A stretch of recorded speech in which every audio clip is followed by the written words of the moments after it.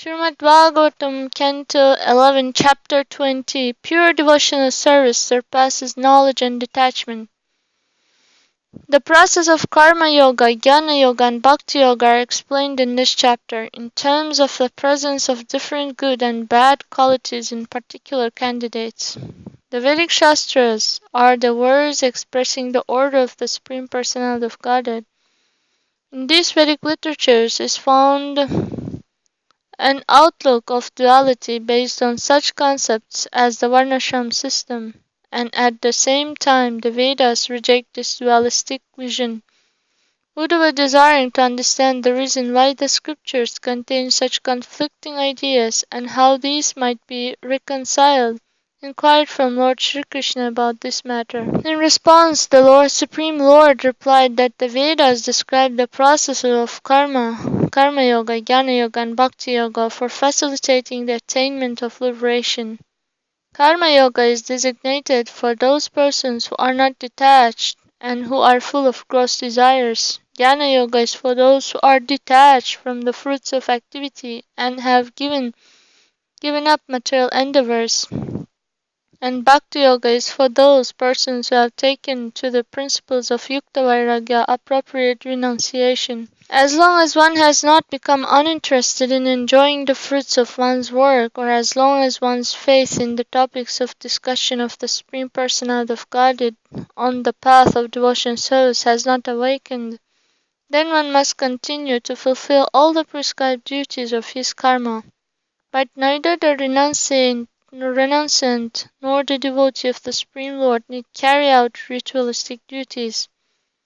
Persons who follow their own duty, who abandon that which is forbidden, and who are free from greed and other unhealthy characteristics attain either monistic knowledge or else, if they are fortunate, devotion to the Supreme Personality of Godhead. Such knowledge and devotion can be achieved in the human form of life, which is therefore a desirable object both for those living in hell and for the demigods. The human body, even though it awards the whole purpose of existence in the form of knowledge and devotion, is ephemeral. Therefore, one who is discriminating should soberly strive for liberation before death comes.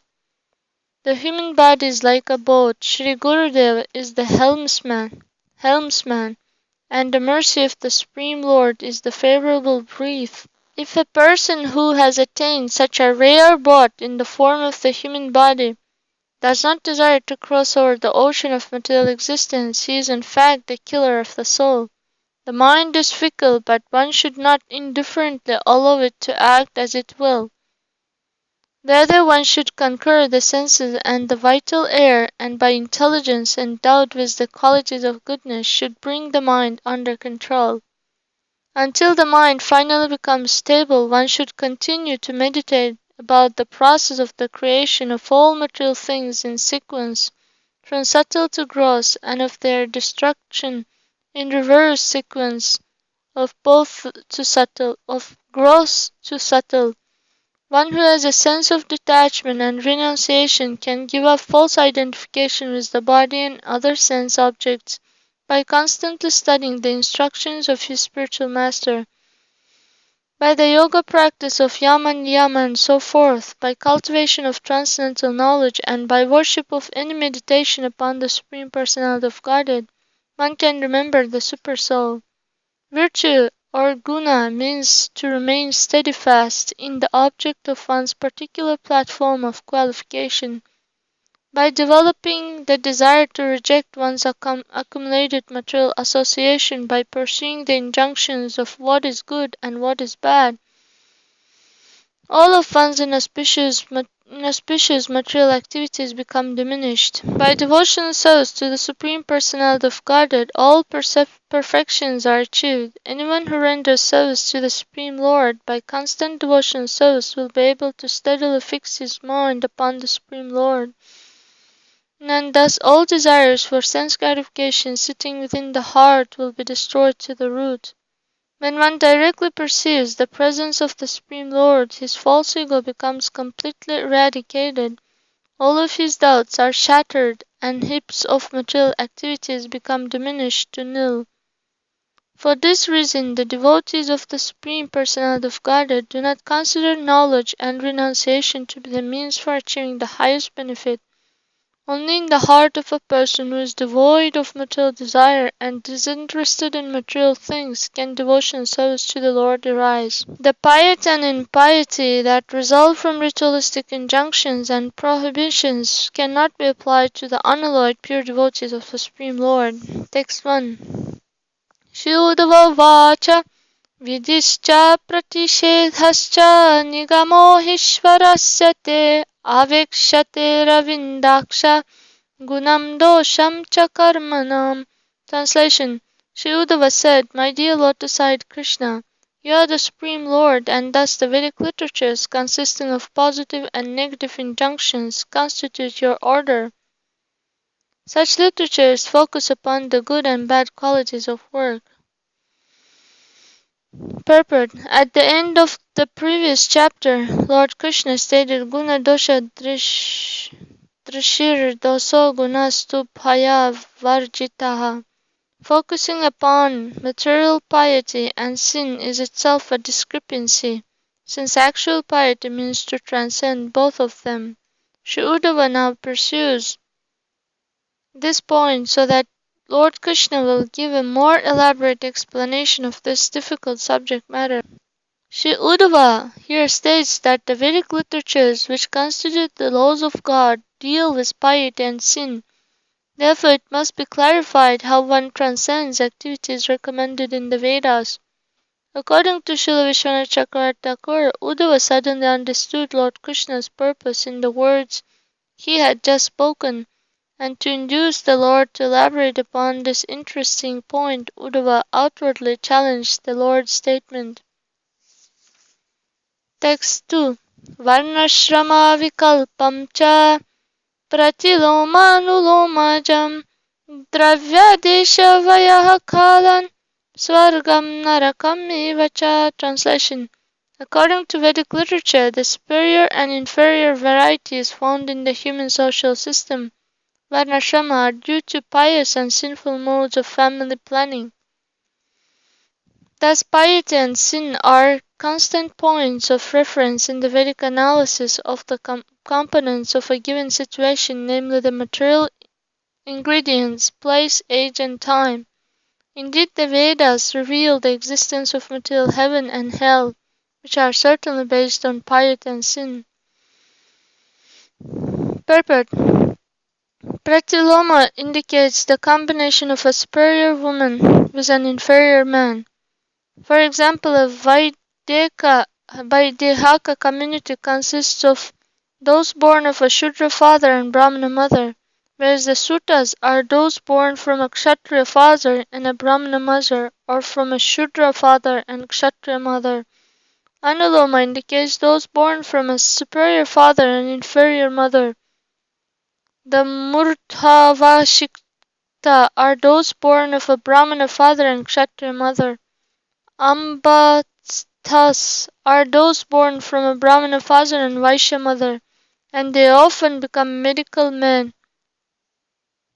Karana indicates those born of a Vaishya father and Shudra mother, or of a Kshatriya father and Vaishya mother. That such mixing of castes is not very much appreciated in the Vedic culture is demonstrated in the first chapter of Bhagavad Gita. Arjuna was very worried that the death of so many Kshatriyas on the battlefield would lead to the mixing of superior women with inferior men, and on those grounds he objected to fighting. In any case, the entire Vedic social system is based on distinguishing between piety and sin, and Śrī Uddhava is encouraging the Lord to explain more elaborately his statement that one should transcend both piety and sin. Text 3.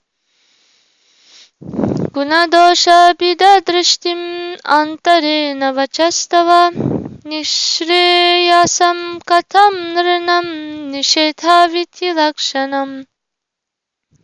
Translation.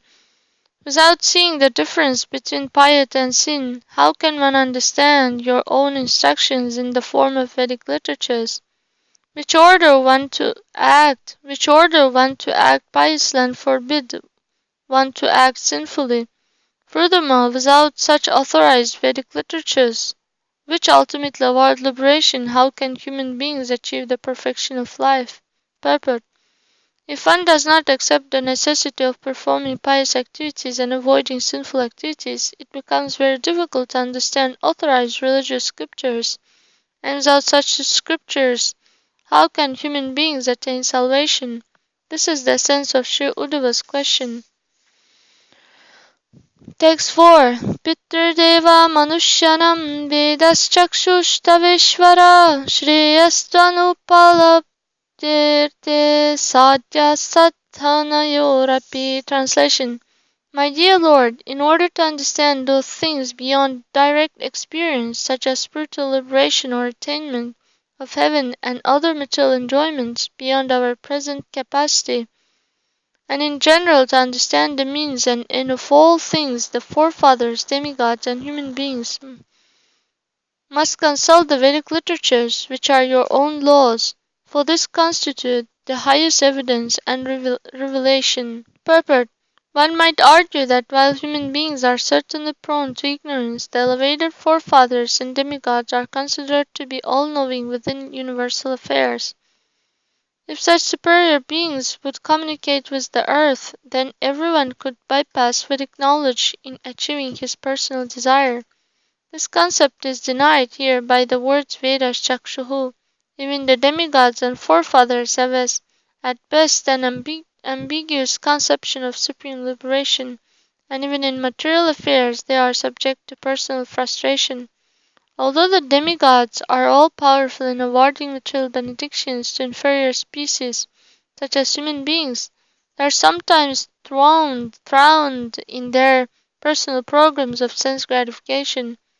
A rich businessman, for example, may have no difficulty paying the insignificant salary of one of his innumerable workers, but the same wealthy man may be completely frustrated in his dealings with his own family and friends, and may also be defeated in his attempts to extend his fortune by further investments. Although a rich man appears to be all-powerful to his subordinate workers, he must personally struggle to fulfill his personal desires. Similarly, the demigods and forefathers encounter many difficulties in maintaining and expanding their celestial standard of living.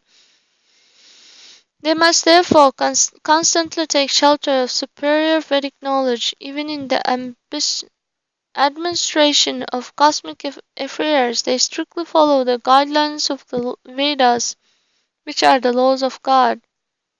If such fabulous entities as demigods must take shelter of the Vedas, we can just imagine the position of human beings who are frustrated at virtually every step of their lives. Every human being should accept Vedic knowledge as the highest evidence in material and spiritual affairs. Uddhava points out to the Lord that if one accepts the authority of Vedic knowledge, it is seemingly impossible to reject the concept of material piety and sin.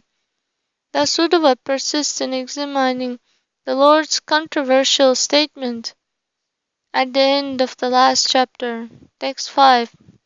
Gunadosha bidadrishtir nigamatena hi svataha nigamena pavadascha bhidaya itiha brahmaha.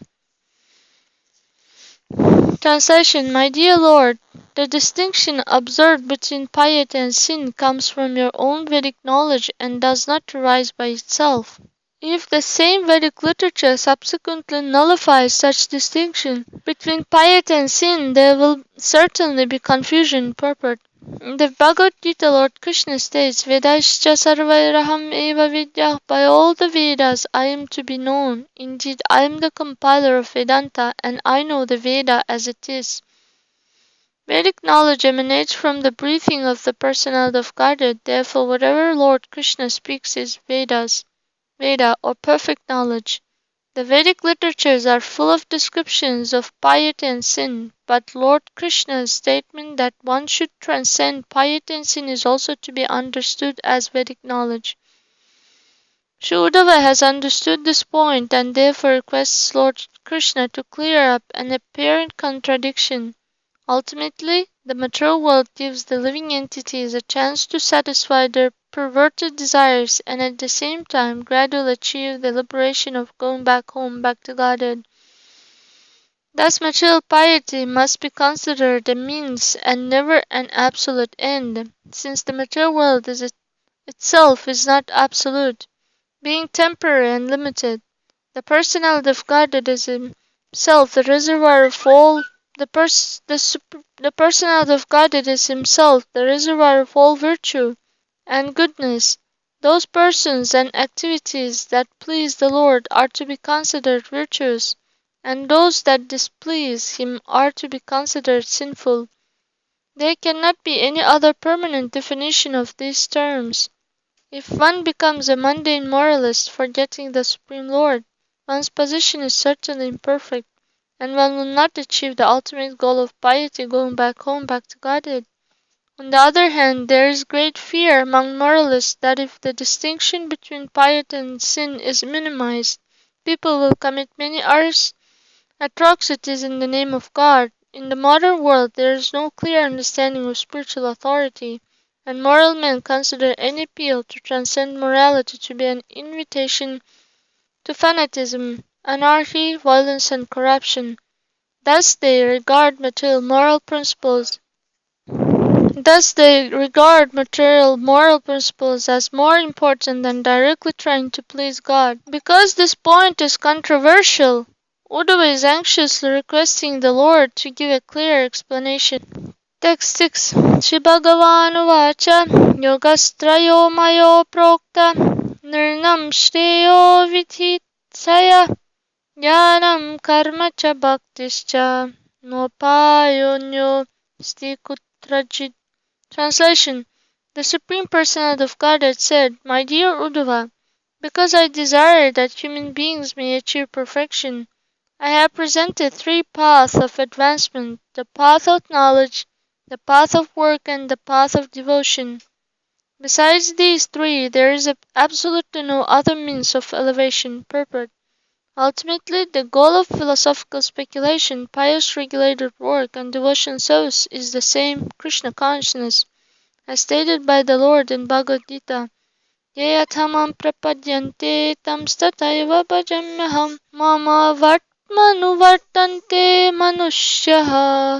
manushya partha sarvashaha. All of them, as they surrender unto me, I reward accordingly.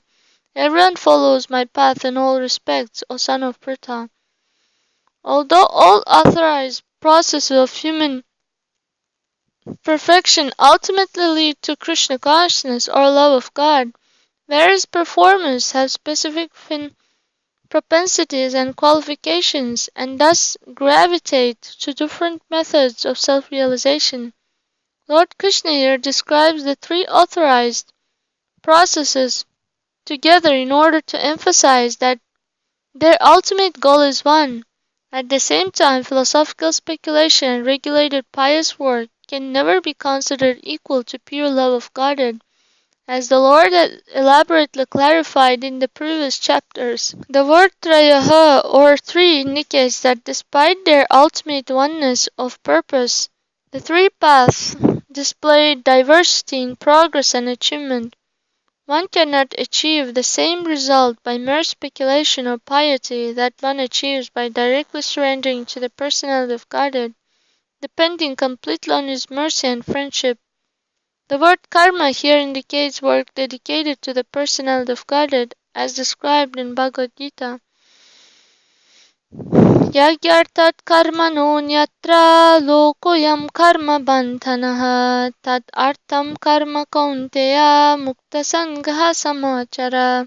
Work done as a sacrifice for Vishnu has to be performed, otherwise work binds one to this material world. Therefore, O son of Kunti, perform your prescribed duties for his satisfaction, and in that way you will always remain unattached and free from bondage. In the process of jnana, one seeks impersonal liberation by merging into the glaring effulgence of the personality of Godhead. Such liberation is considered hellish by the devotees, because by merging one loses all awareness of the supreme blissful feature of the Lord as Bhagavan, the Supreme Person. The performers of karma or regulated works seek the three aspects of human progress other than liberation, namely religiosity, economic development, and sense gratification. The fruitive workers think that by exhausting each of their innumerable material desires, they will gradually come out of the dark tunnel of material existence into the clear light of spiritual liberation. This process is very dangerous and uncertain because not only is there virtually no limit to material desires, but even a slight flaw in the process of regulated work constitutes sin and throws one off the path of progressive life. The devotees directly aim for love of Godhead and are therefore most pleasing to the Supreme Lord. In any case, all three divisions of Vedic elevation depend completely on the mercy of Lord Krishna. One cannot progress along any one of these paths without the blessings of the Lord. Other Vedic processes such as austerity, charity, and so forth are included within the three primary divisions described here. Text 7. Nirvinnanam yano yogo nyasinam miha karmashu teshvanirvinna chittanam karma yogastu kaminam. Translation. Among these three paths, jnana-yoga, the path of philosophical speculation, is recommended for those who are disgusted with material life and are thus detached from ordinary fruitive activities. Those who are not disgusted with material life, having many desires yet to fulfill, should seek perfection through the path of karma-yoga. Purport. In this verse, the Lord reveals the different propensities that lead human beings to adopt different processes of perfection. Those who are frustrated in the ordinary material life of society, friendship, and love, and who understand that promotion to heaven simply brings further domestic miseries, take directly to the path of knowledge. Through authorized philosophical discrimination, they transcend the bounds of material existence. Those who are still desirous of enjoying material society, friendship, and love, and who are excited by the prospect of going with their relatives to material heavenly planets, cannot take directly to the path of rigorous philosophical advancement, which requires great austerity. Such persons are advised to remain in family life and offer the fruits of their work to the Supreme. In this way, they also can become perfect and gradually learn detachment from material life. Text 8. Yatrachaya matkathadau jata shraddhastu yah puman na nirvinno na tisakto bhakti-yoga siddhidaha. Translation. If somehow or other by good fortune one develops faith in hearing and chanting my glories, such a person, being neither very disgusted with nor attached to material life, should achieve perfection through the path of loving devotion to me. Purport. If somehow or other one gets the association of pure devotees of the Lord, and hears from them the transcendental message of Lord Krishna, then one has the chance to become a devotee of the Lord. As mentioned in the previous verse, those who become disgusted with material life take to impersonal philosophical speculation and rigorously try to stamp out any trace of personal existence. Those who are still attached to material sense gratification try to purify themselves by offering the fruits of their ordinary activities to the Supreme. The first-class candidate for pure devotional service, on the other hand, is neither completely disgusted with nor attached to material life. He does not desire to pursue ordinary material existence any further, because it cannot award real happiness. Nevertheless, a candidate for devotion service does not give up all hope for perfecting personal existence. A person who avoids the two extremes of material attachment and impersonal reaction to material attachment, and who somehow or other gets the association of pure devotees, faithfully hearing their message, is a good candidate for going back home back to Godhead as described here by the Lord. Text 9. Tavat karmani kurvita na nirvidyata yavata matkatha shravanadava shraddhayavan jayate. Translation. As long as one is not satiated by fruits of activity, and has not awakened his taste for devotion service by Shravanam Kirtanam, Vishnu, and has to act according to the regulated principles of the Vedic injunctions. Purport. Unless one has developed firm faith in Lord Krishna by association with pure devotees and is thus engaged full-time in the devotion service of the Lord, one should not neglect ordinary Vedic principles and duties, as stated by the Lord himself. Shruti smriti mamaiva ye yaste ullankya vartate agya chedi mama dveshi madbhaktopi na vaishnavaho. The Shruti and Smriti literatures are to be understood as my injunctions, and one who violates such codes is to be understood as violating my will and thus opposing me. Although such a person may claim to be my devotee, he is not actually a Vaishnava. The Lord here states that if one has not developed firm faith in the process of chanting and hearing, one must comply with the ordinary injunctions of Vedic literatures. There are many symptoms by which one can recognize an advanced devotee of the Lord. In the first canto of Srimad Bhagavatam it is stated, Vasudeva Bhagavati bhakti-yoga prayojitaha janayati asu-vairāgyam jnanam chayad ahaitukam. One who is actually engaged in advanced devotion service immediately develops both clear knowledge of Krishna consciousness and detachment from non-devotional activities. One who is not situated on this platform must comply with the ordinary injunctions of Vedic literature, or risk becoming inimical to the Supreme Personality of Godhead. On the other hand, one who has developed great faith in the devotion service of Lord Krishna does not hesitate to do anything that will further the mission of the Lord. As stated in the 11th canto of Srimad Bhagavatam, Devarshi bhutapta nirnam pitrinam na kinkaro nayam nicharajan sarvatmana yas sharanam sharanyam gato mukundam parihritya kartam. Anyone who has taken shelter of the lotus feet of Mukunda, the giver of liberation, giving up all kinds of obligation, and has taken to the path in all seriousness, owes neither duties nor obligations to the demigods, sages, general living entities, family members, humankind, or forefathers. Srila Jiva Goswami points out in this regard that when a person fully surrenders to Lord Krishna, he takes shelter of the Lord's promise to liquidate all other responsibilities and debts of the surrendered soul. The devotee thus becomes fearless by meditating on the Lord's promise of protection. Those, however, who are materially attached are frightened by the prospect of full surrender to the Supreme Personality of Godhead, thereby revealing their inimical mentality toward the Lord. Text 10. Swadharmasto yajanyayair anashihi kama Uddhava nayati svarga narakao yadi anyanna samacharit.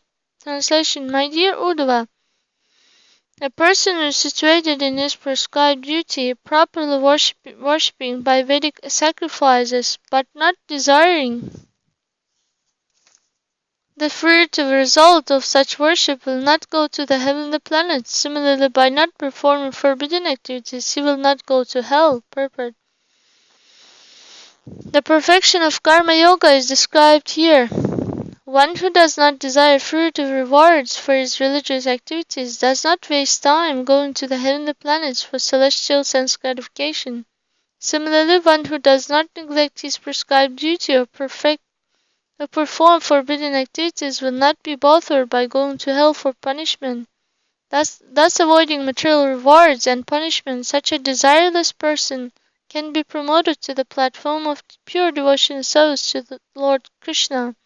Text 11.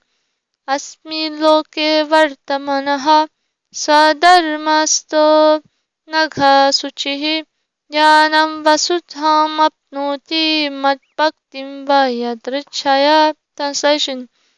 One who is situated in his prescribed duty, free from sinful activities and cleansed of material contamination, in this very life obtains transcendental knowledge, or by virtue, or by fortune, devotional service unto me. Purport. Asmin loke indicates one's present duration of life. Before the death of one's present body, one can obtain transcendental knowledge, or by great fortune, pure devotional service to the Supreme Lord. The word yarchaya indicates that if one somehow or other gets the association of pure devotees and hears from them faithfully, one can achieve Krishna consciousness, the highest perfection of life. According to Srila Vishwanath Chakravarti Thakur, through transcendental knowledge one obtains liberation, whereas through pure devotional service one can achieve love of Godhead, in which liberation is automatically included. Both results are certainly superior to ordinary fruitive activities, by which one tries to enjoy much the same thing that animals do. If one's devotion service is mixed with a tendency toward fruitive activities or mental speculation, then one might achieve the natural stage of love of Godhead, whereas those who are inclined to serve only Lord Krishna advance to the higher stage of love of Godhead in servitude, friendship, parental love, and the conjugal relationship. Text 12. Svarginopietam ichanti lokam nirayinastatha sadakam jnana bhaktipyam upayam tad asadhakam. Translation. The residents of both heaven and hell desire human birth on the earth planet because human life facilitates the achievement of transcendental knowledge and love of Godhead, whereas neither heavenly nor hellish bodies efficiently provide such opportunities. The residents of both heaven and hell desire human birth on the earth planet because human life facilitates the achievement of transcendental knowledge and love of Godhead, whereas neither heavenly nor hellish bodies efficiently provide such opportunities. Purport. Srila Jiva Goswami points out that in material heaven, one becomes absorbed in extraordinary sense gratification, and in hell one is absorbed in suffering.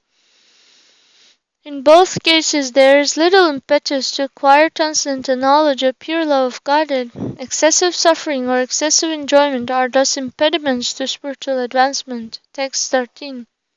Nanaraha svargatim gangshin narakim va chakshanaha nimam lokam chakankshita deha vishat pramadyati. Translation. A human being who is wise should never desire promotion to heavenly planets or residence in hell. Indeed, a human being should also never desire permanent residence on the earth, for by such absorption in the material body, one becomes foolishly negligent of one's actual self-interest. A human being who is wise should never desire promotion to heavenly planets or residence in hell. Indeed, a human being should also never desire permanent residence on the earth, for by such absorption in the material body one becomes foolishly negligent of one's actual self-interest. Purport. One who has achieved human life on the earth has an excellent opportunity to attain spiritual liberation through Krishna consciousness or devotion service to the Lord.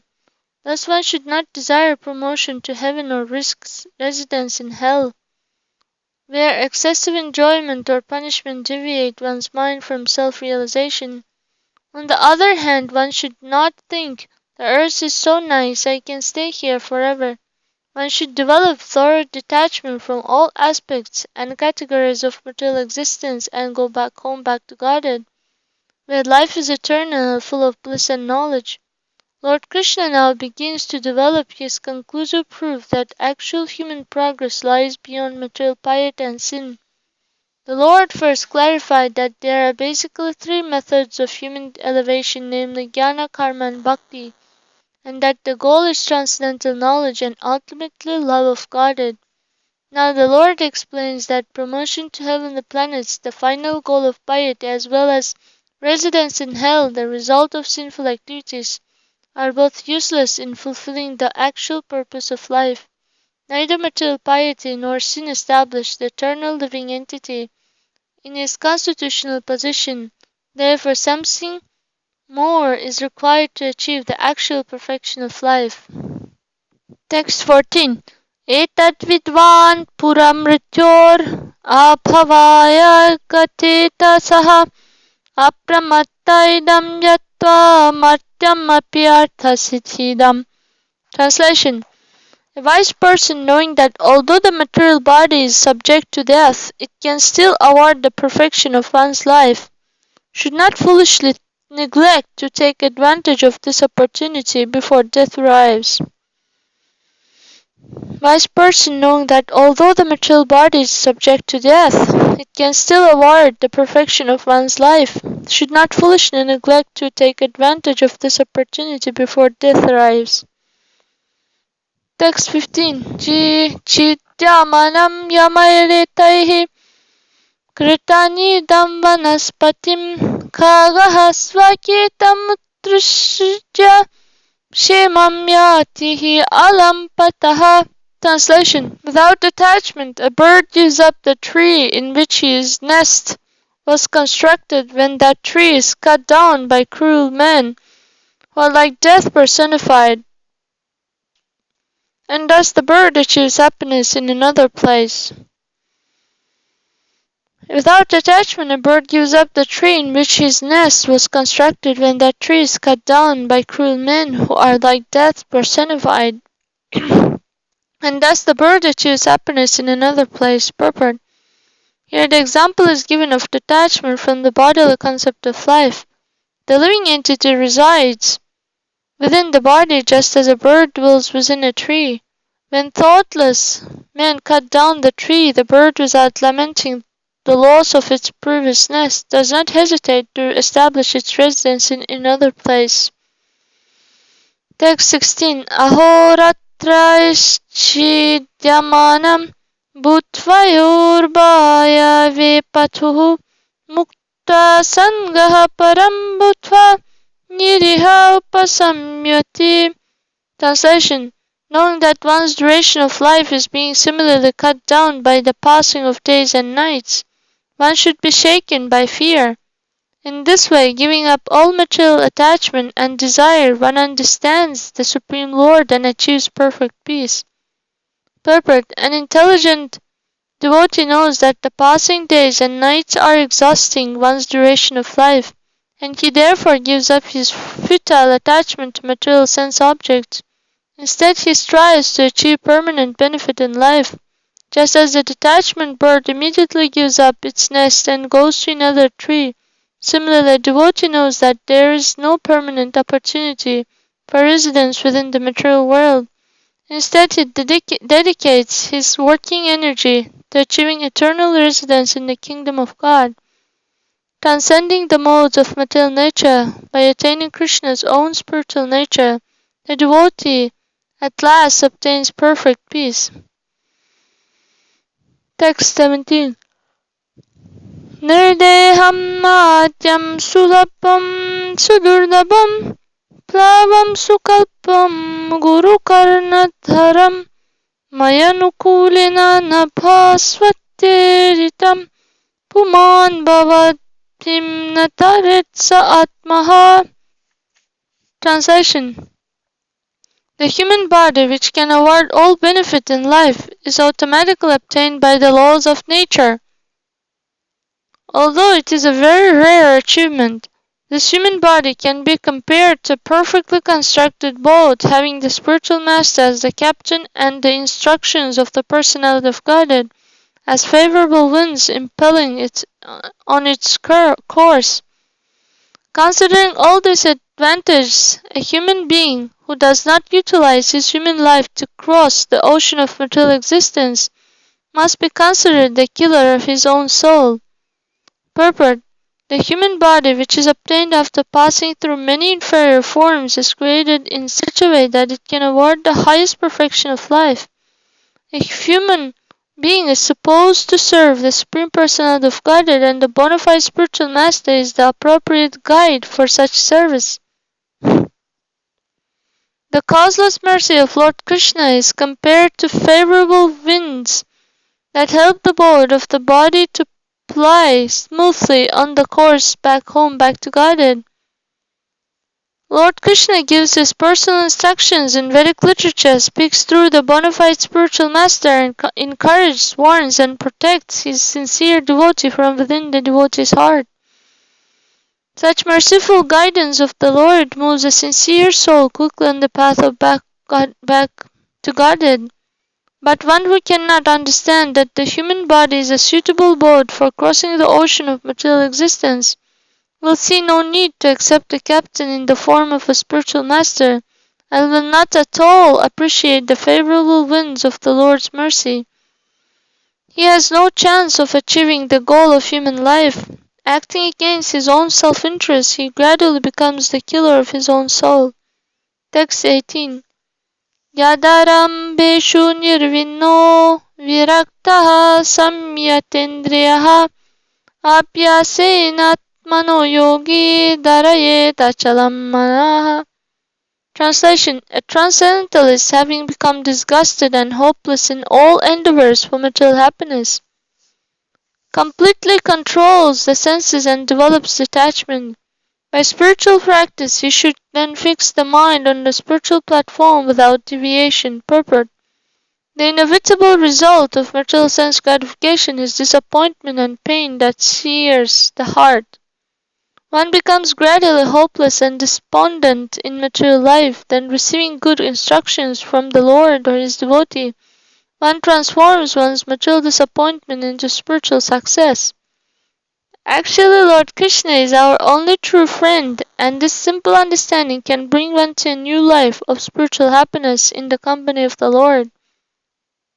Text 19.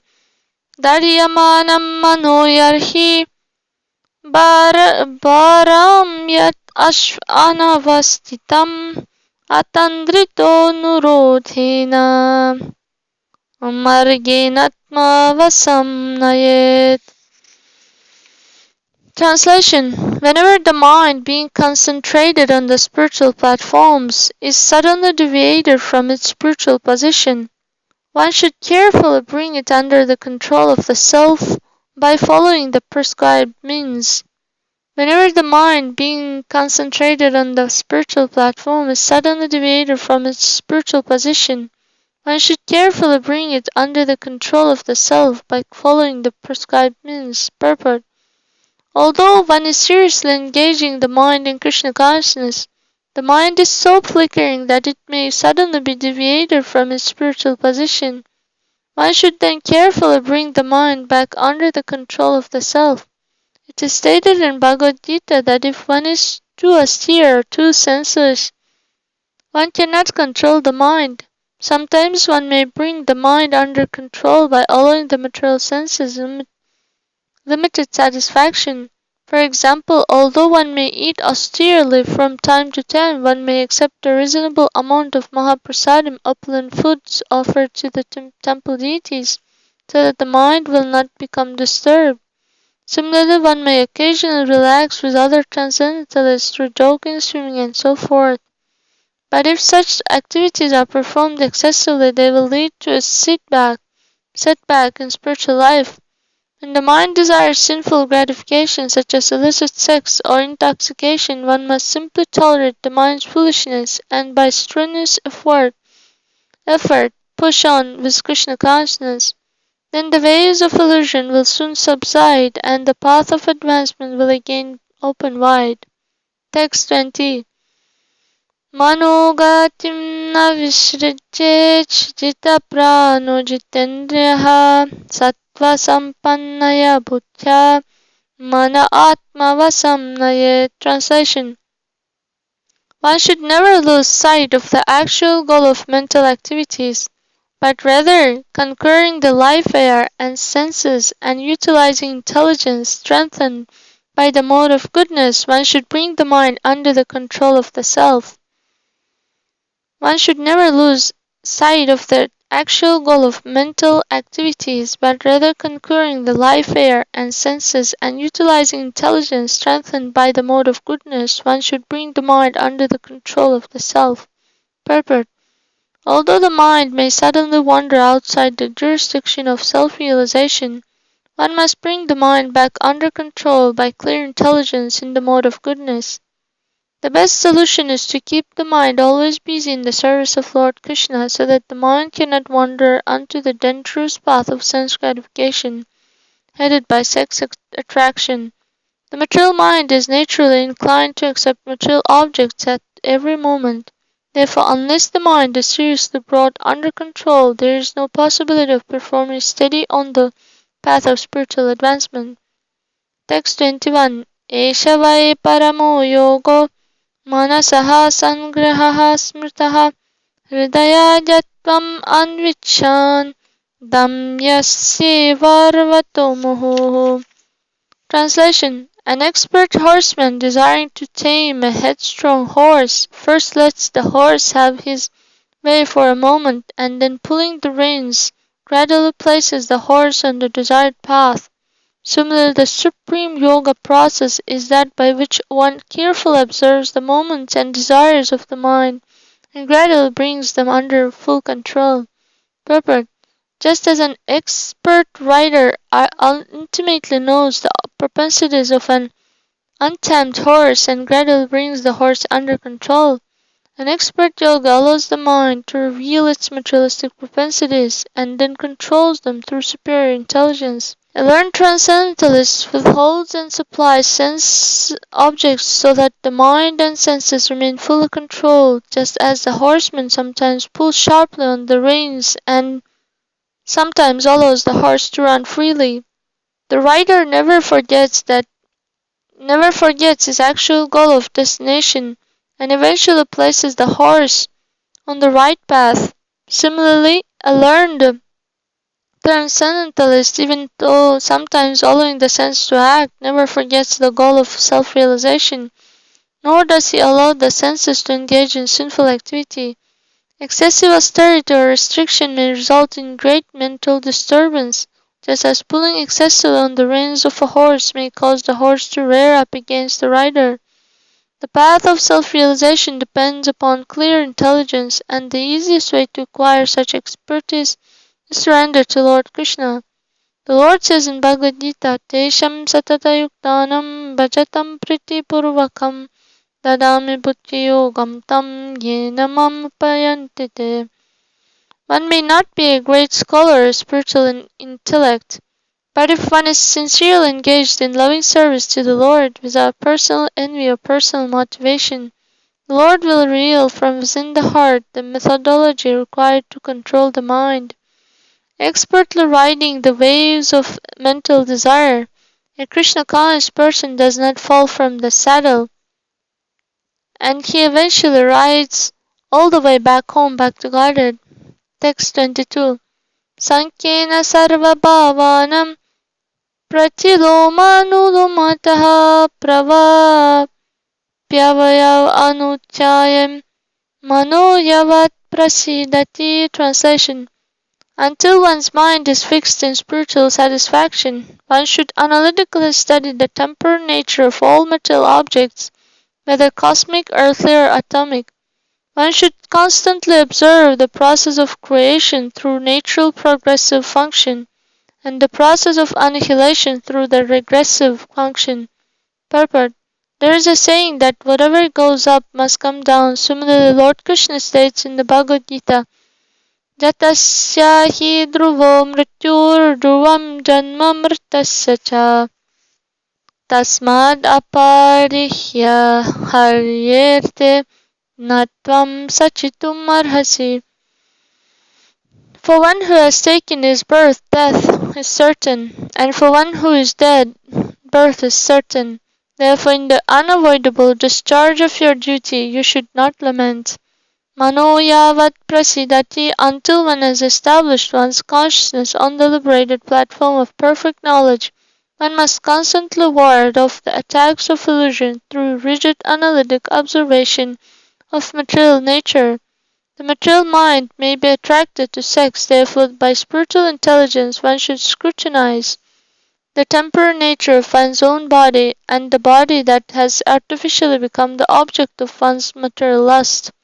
One may apply this rigid analysis to all material bodies from the fantastic cosmic body of Lord Brahma down to that of the most insignificant germ.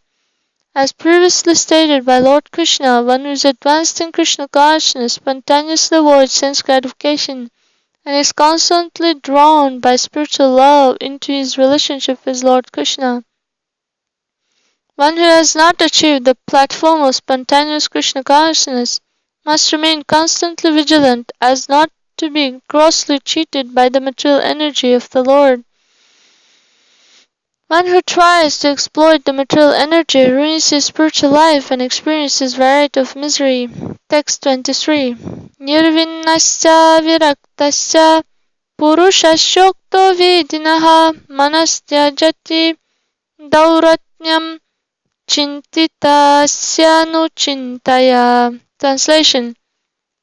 When a person is disgusted with the temporary illusory nature of this world and is thus Translation. When a person is disgusted with the temporary illusory nature of this world and is thus detached from it, his mind, guided by the instructions of his spiritual master, considers again and again the nature of this world and eventually gives up the false identification with matter. Purport. Although it is difficult to control the mind, by constant practice the mind can be spiritualized in Krishna consciousness. A sincere disciple constantly remembers the instructions of his spiritual master and thereby faces again and again the stark truth that the material world is not the ultimate reality. By detachment and perseverance, the mind gradually gives up its propensity towards sense gratification. Thus illusion loses its grip on a sincere Krishna conscious devotee. Gradually, the purified mind completely gives up the false identification with this world and transfers its attention to the spiritual platform. Then one is considered to be perfect in the yoga system. Text 24. Yamadipir yoga pattair anvikshikya cha vidyaya mamarchopasana birva nanyair yogyam smarin manaha. Translation. Through the various disciplinary regulations and the purificator procedures of the yoga system, through logic and spiritual education, or through worship and adoration of me, one should constantly engage his mind in remembering the personality of Godhead, the goal of yoga. No other means should be employed for this purpose. Purport.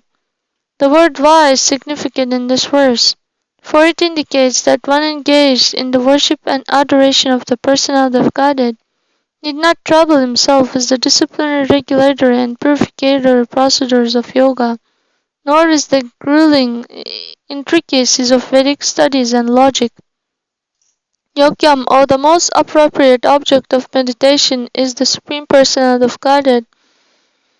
As confirmed throughout Vedic literature, one who directly takes to the worship of the Lord should not employ other methods, for full dependence on the Lord is in itself the supreme process of perfection. Text 25. Yadi kuryat pramadena yogi karma vihitam yogi naiva tahet amho nanyat tatra kadachana. Translation. If because of momentary inattention a yogi accidentally commits an abominable activity, then by the very practice of yoga he should burn to ashes the sinful reaction without at any time employing any other procedure. Purport. The word yogena here indicates jñāna-yoga and bhakti-yoga, since these two transcendental systems have the power to burn sinful reactions to ashes. It should be clearly understood that the word amhas, or sin, here refers to an accidental fall down against one's desire. Premeditated exploitation of the mercy of the Lord can never be excused. Significantly, the Lord forbids any extraneous purificatory rites, since the transcendental yoga systems are themselves the most purifying processes, especially bhakti-yoga. If one gives up one's regular prescribed duties to perform a special ritual or penance, trying to purify a sinful reaction, then one will be guilty of the additional fault of giving up one's prescribed duties. One should pick oneself up from an accidental fall down and go on vigorously with one's prescribed duties in life without being unnecessarily discouraged. One should certainly lament and feel ashamed, or there will be no purification. However, if one becomes overly depressed at an accidental fall down or will not have the enthusiasm to go on to perfection, Lord Krishna also states in the Bhagavad Gita, Apichetsu duracharo bhajate mam ananyabhak sadureva samantavya samyak vyavasito hi saha. Even if one commits the most abominable actions, if he is engaged in devotional service, he is to be considered saintly because he is properly situated. The most important point is that one should be properly engaged in the devotional service of the Lord, for then the Lord will excuse and purify an accidental fall down. One should, however, be most cautious to avoid such an unhappy event. Text 26. Vesvedhikarya nishta sagunaha parikirtitaha karmanam jati asuthanam anena niyamaha kritaha gunadosha vadhanena sanganam tyaja. Translation.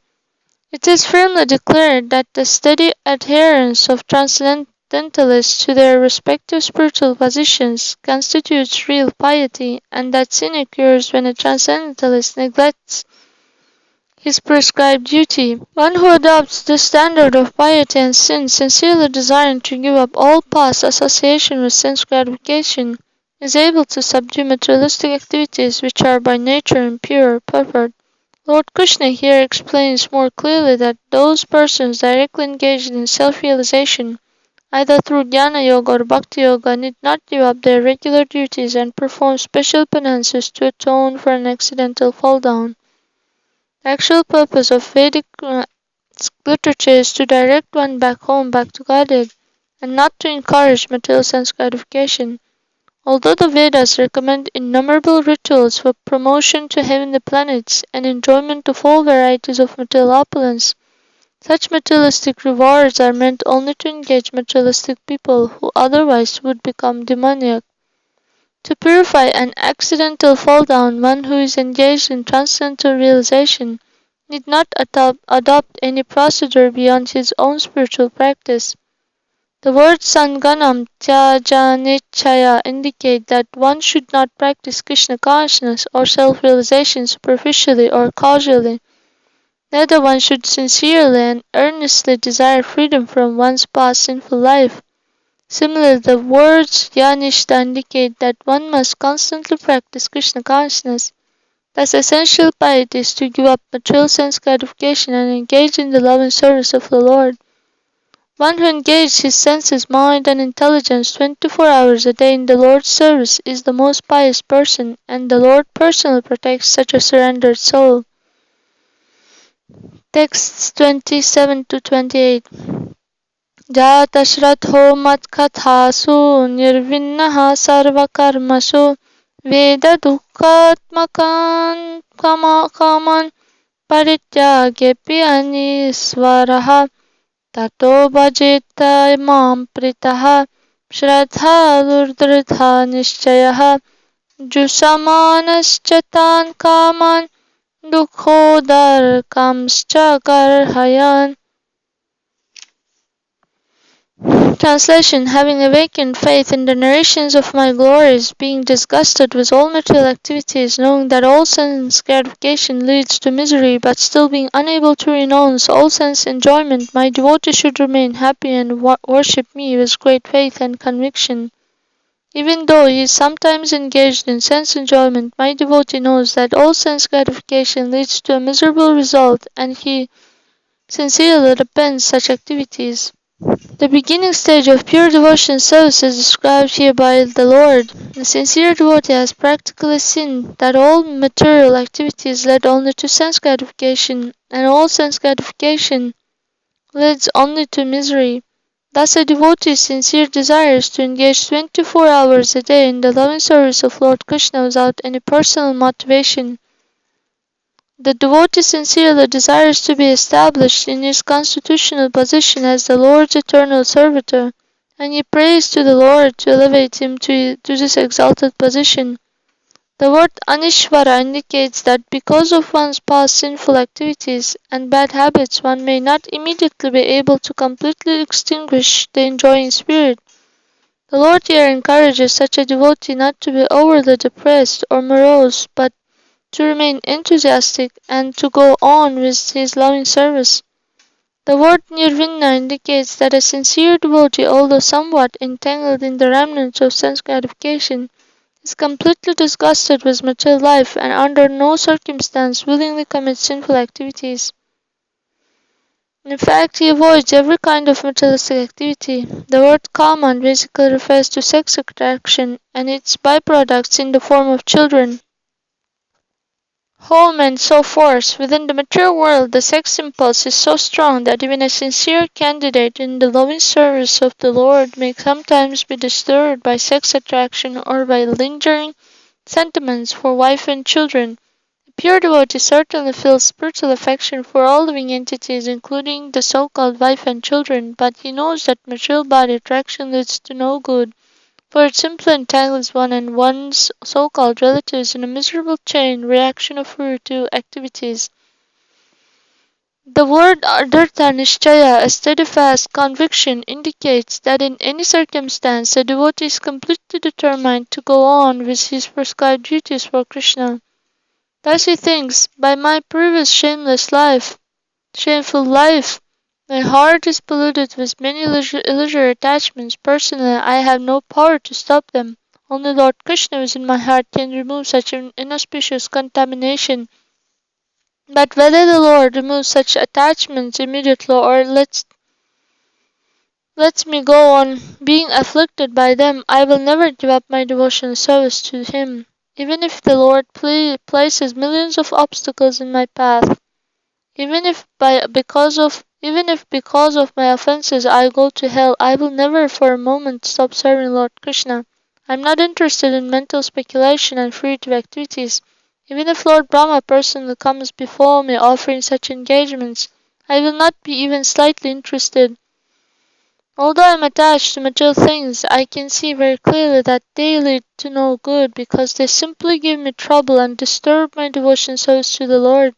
If I sincerely repent my foolish attachments to so many material things and am patiently waiting Lord Krishna's mercy. The word Prita indicates that a devotee feels exactly like the son or subject of the Supreme Personality of Godhead and is very attached to his relationship with the Lord. Therefore, although sincerely lamenting occasional lapses into sense enjoyment, he never gives up his enthusiasm to serve Lord Krishna. If a devotee becomes too morose or discouraged in devotional service, he may drift into an impersonal consciousness or give up his devotional service to the Lord. Therefore, the Lord here advises that although one should sincerely repent, he should not become chronically depressed. One should understand that because of his past sins, he must occasionally suffer disturbances from the material mind and senses. But one should not therefore become a devotee of detachment, as do the speculative philosophers. Although one may desire detachment to purify one's devotional service to the Lord, if one becomes more concerned with renunciation than with acting for the pleasure of Lord Krishna, he is misunderstanding the position of flowing devotional service. Faith in Lord Krishna is so powerful that in due course of time it will automatically award detachment and perfect knowledge. If one gives up Lord Krishna as the central object of one's worship and concentrates more on knowledge and detachment, one will become deviated from one's progress in going back home, back to Godhead. A sincere devotee of the Lord must be sincerely convinced that simply by the strength of devotion and service and the mercy of Lord Krishna he will achieve everything auspicious in life. One must believe that Lord Krishna is all merciful and that he is the only real goal of one's life. Such determined faith, combined with a sincere desire to give up sense enjoyment, will carry one past the obstacles of this world. The word jata shraddha matkathasu are most significant here. By faithful hearing of the mercy and glories of the Lord, one will gradually be freed from all material desire and clearly see at every moment the utter frustration of sense gratification. Chanting the glories of the Lord with firm faith and conviction is a tremendously powerful spiritual process that enables one to give up all material association. There is actually nothing inauspicious in the devotion and service of the Lord. Occasional difficulties experienced by a devotee are due to his previous material activities. On the other hand, the endeavor for sense gratification is completely inauspicious. Thus, sense gratification and devotion service are directly opposed to each other. In all circumstances, one should therefore remain the Lord's sincere servant, always believing in His mercy. Then one will certainly go back home, back to Godhead. Text 29. Proktena bhakti-yogena bhajato masakrin munehem kama hridaya nasyanti sarve mayi hridi stite. Translation. When an intelligent person engaged constantly in worshipping me through loving devotion service as described by me, his heart becomes firmly situated in me. Thus all material desires within the heart are destroyed. Purport: the material senses are engaged in gratifying the concoctions of the mind, causing many types of material desires to become prominent one after another. One who constantly engages in the devotional service of the Lord by hearing and chanting of Lord's transcendental glories with firm faith gets relief from the harassment of material desires. By serving the Lord, one becomes strengthened in the conviction that Śrī Kṛṣṇa is the only actual enjoyer and all others are meant to share the Lord's pleasure through devotional service. A devotee of the Lord situates Śrī Kṛṣṇa on a beautiful throne within his heart and there offers the Lord constant service. Just as the rising sun gradually eliminates all trace of darkness, the Lord's presence within the heart causes all material desires there to awaken and eventually disappear. The words Mayi Hridi Sthite, when the heart is situated in me, indicate that an advanced devotee sees Lord Krishna not only within his own heart, but within the hearts of all living creatures. Thus a sincere devotee who chants and hears the glories of Śrī Kṛṣṇa should not be discouraged by the remnants of material desires within the heart. He should faithfully wait for the devotion process to naturally purify the heart of all contamination. Text 30. Vidyate hridaya grantis chidyante sarva samshayaha shiyante chasya karmani mayi drishte kilatmani. Translation. The knot in the heart is pierced, all misgivings are cut to pieces, and the chain of fruit of actions is terminated when I am seen as the Supreme Personality of Godhead. Purport: Hridaya Granti indicates that one's heart is bound to illusion by false identification with the material body. One thus becomes absorbed in material sex pleasure, dreaming of innumerable combinations of male and female bodies. A person intoxicated by sex attraction cannot understand that the Supreme Personality of Godhead is the reservoir of all pleasure and the supreme enjoyer.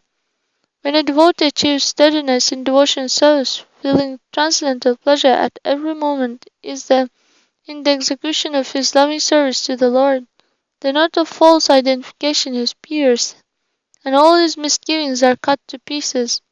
In illusion, we imagine that the living entity cannot be fully satisfied without material sense gratification, and speculative doubting of the absolute truth. Materialistic persons consider sense enjoyment and speculative doubting to be essential for civilized life. A pure devotee, however, realizes that Lord Krishna is an ultimate, unlimited ocean of happiness and the personification of all knowledge. This realization of Lord Krishna completely eradicates the twin tendencies of sense gratification and mental speculation. Thus, the chain of fruitive activities or karma automatically collapses just as a fire collapses and goes out when its fuel is removed. Advanced devotional service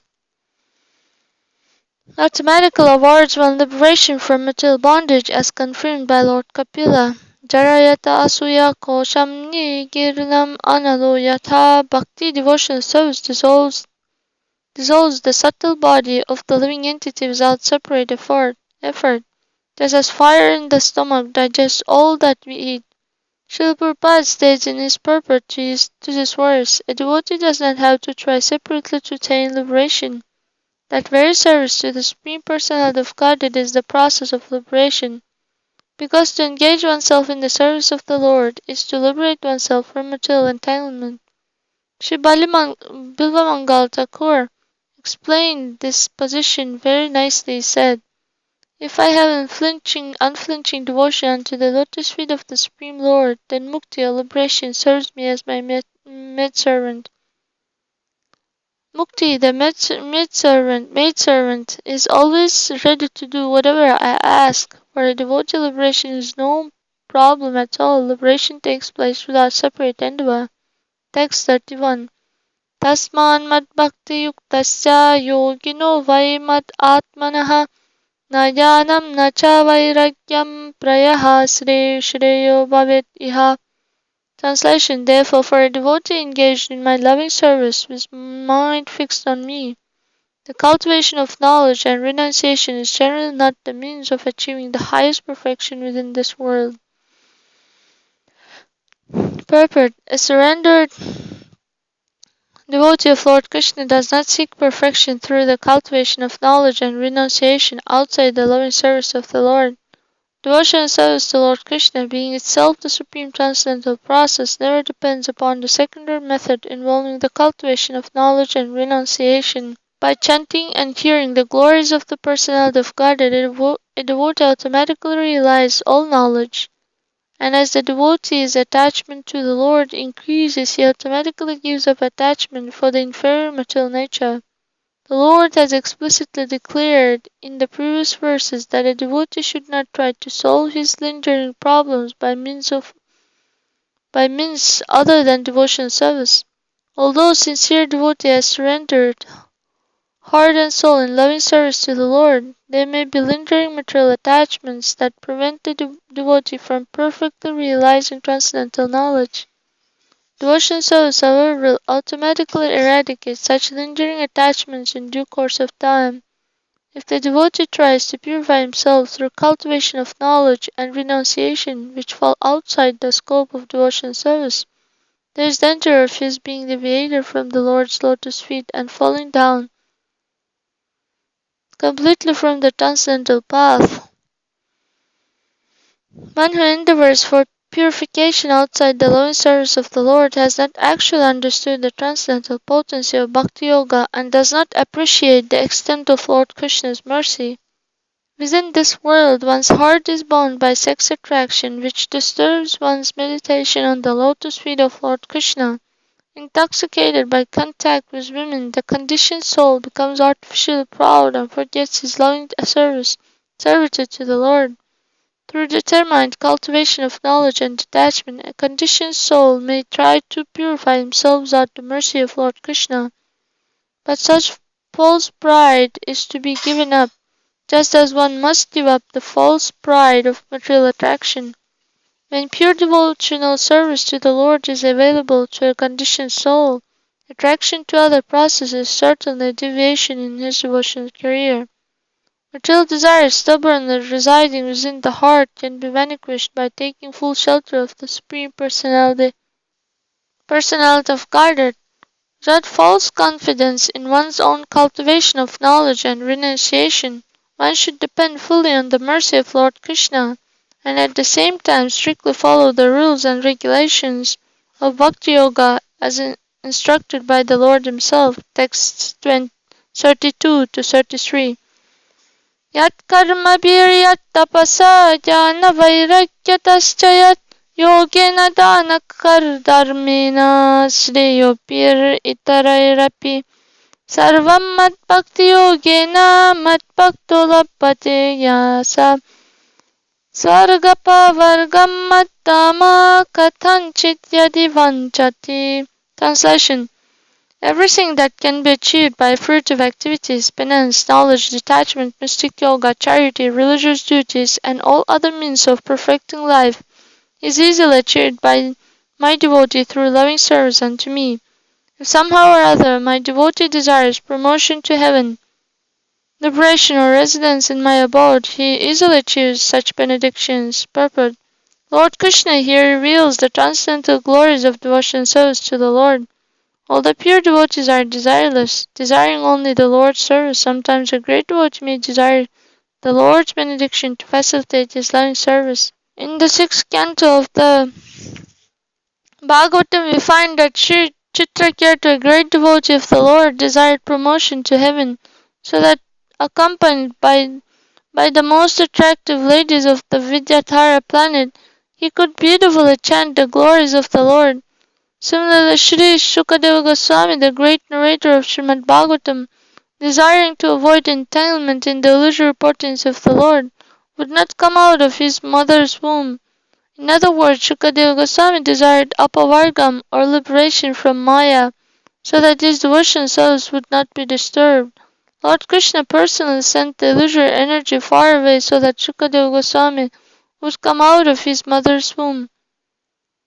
Because of intense longing desire to serve the lotus feet of the Lord, a devotee may also desire promotion to the spiritual world.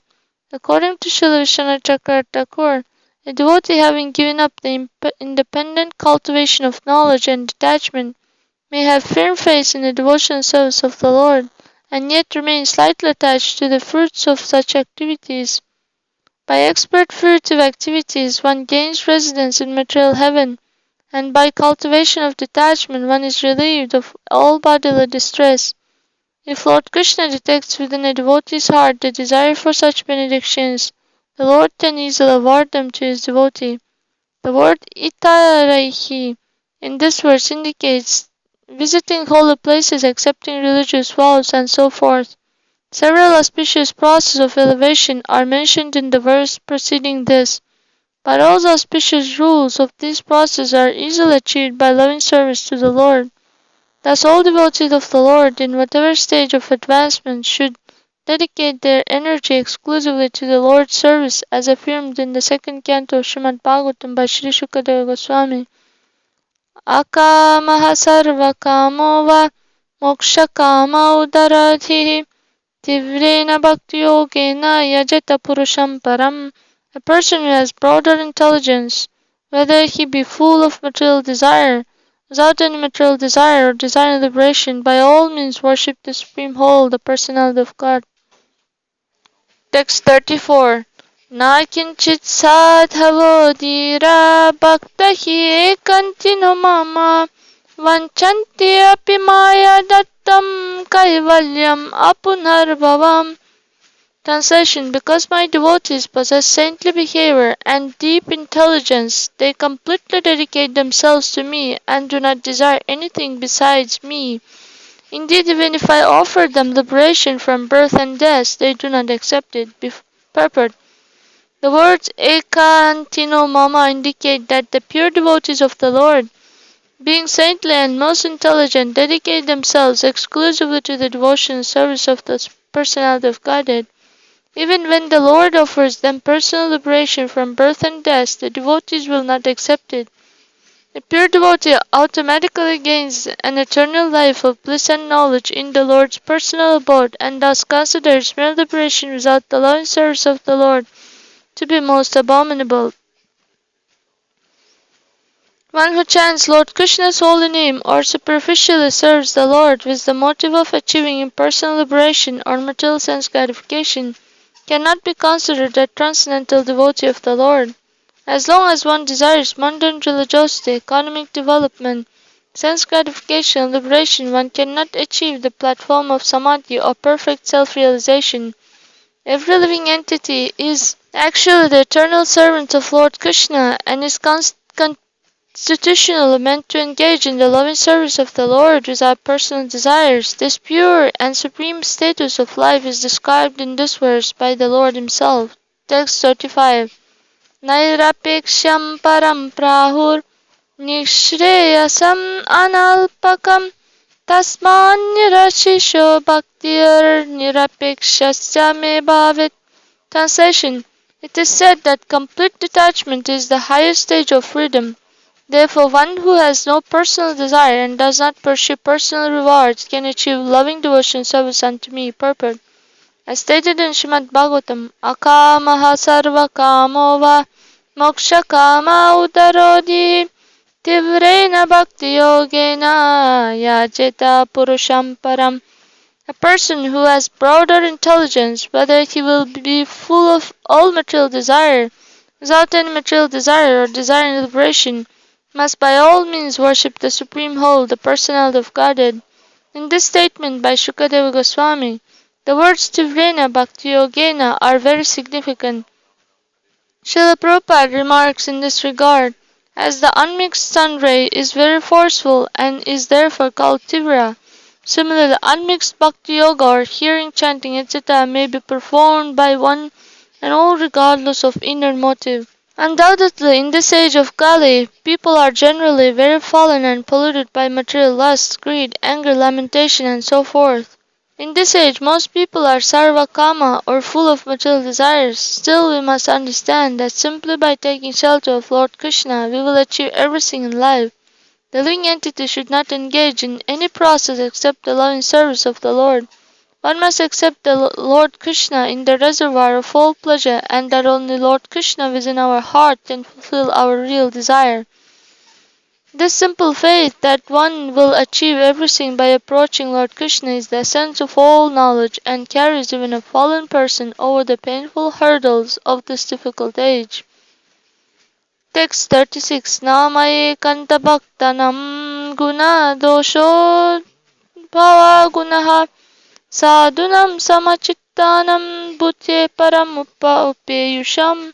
Translation. Material piety and sin, which arise from the good and evil of this world, cannot exist within my unalloyed devotees, who being free from material hankering maintain steady spiritual consciousness in all circumstances. Indeed, such devotees have achieved me, the Supreme Lord, who am beyond anything that can be conceived by material intelligence. Material piety and sin, which arise from the good and evil of this world, cannot exist within my unalloyed devotees, who being free from material hankering maintain steady spiritual consciousness in all circumstances. Indeed, such devotees have achieved me, the Supreme Lord, who am beyond anything that can be conceived by material intelligence. Purport. The word Buddha Param indicate that the material modes of nature cannot be found within a pure devotee absorbed in the transcendental qualities of the Lord. In the second chapter of Bhagavad Gita, Lord Krishna clearly explains that a pure devotee is recognized by complete detachment from personal desire. Therefore, a pure devotee constantly engaged in selfless service to Lord Krishna may not always observe the innumerable details of Vedic rituals and regulations. Such occasional negligence is not to be considered a transgression. Similarly, observance of ordinary material piety does not constitute the ultimate qualification of a soul surrendered to God.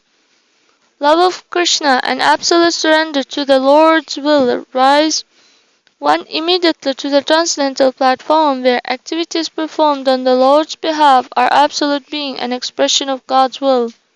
Ordinary materialistic persons sometimes falsely claim this exalted status for their whimsical immoral activities and cause a great disturbance in society. However, just an ordinary person should not falsely claim the executive privilege of the personal assistance of a national leader. Similarly, an ordinary conditioned soul may not foolishly claim that his immoral, whimsical, or speculative activities are sheltered by divine right, being the will of God. One must actually be a pure devotee of the Lord, empowered by the Lord Himself, and completely surrendered to the will of the Lord, before one may be accepted as transcendental to ordinary piety and sin. There are cases of highly elevated devotees who momentarily fell down from the saintly platform of devotion service.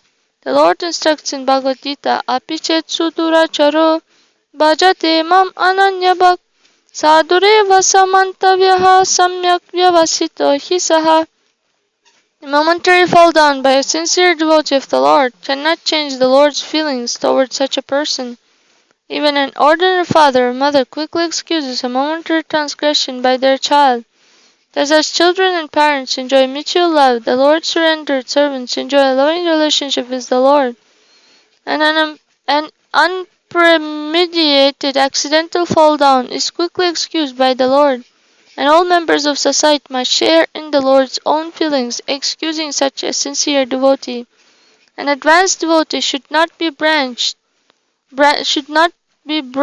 as materialistic or sinful because of accidental fall down.